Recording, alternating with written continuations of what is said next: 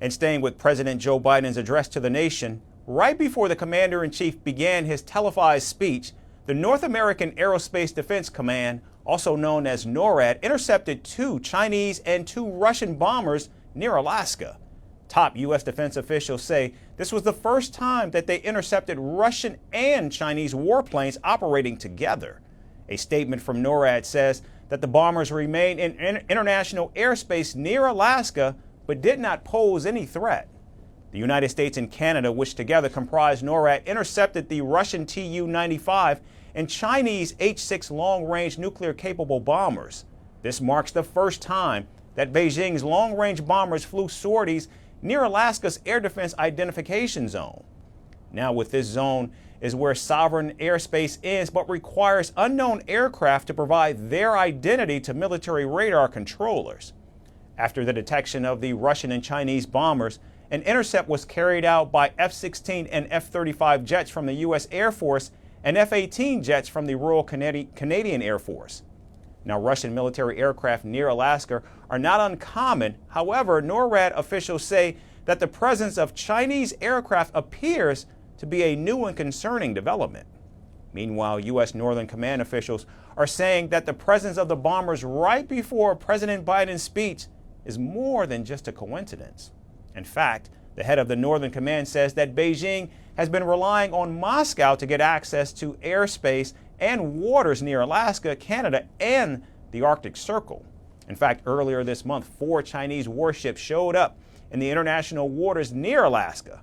And after yesterday's incident, officials from the U.S. Air Force warned that they expect to see more Chinese aircraft activity close to the Arctic.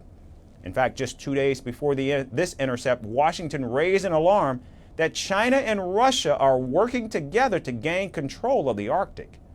Melting Arctic ice caps are opening new shipping lanes and attracting increased interest and activity from both the People's Republic of China and Russia.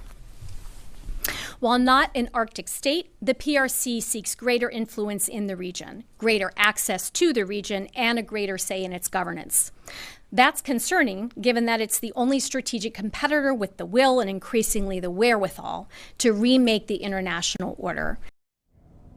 Now, in recent times, China has called itself a near-Arctic state and has worked to expand its military presence in the north, albeit in cooperation with Russia, which has operated in the Arctic for decades.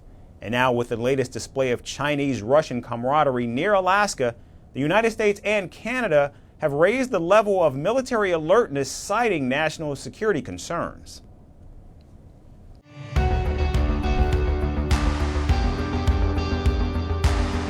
Across continents, one powerful news source. Bringing you diverse perspectives on the issues that matter.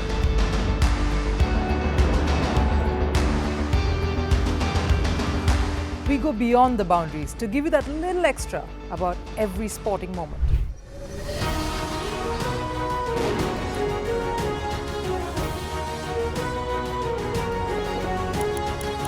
So thank you for making Firstpost 5 million strong. We're counting on your support, and you can trust us to bring you the news unfiltered and unvarnished.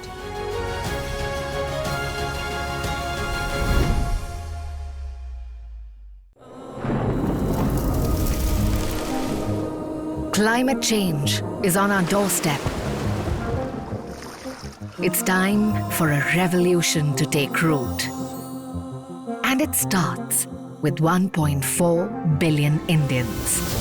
It starts with one tree for humanity, one tree for Mother Earth, one tree for a future.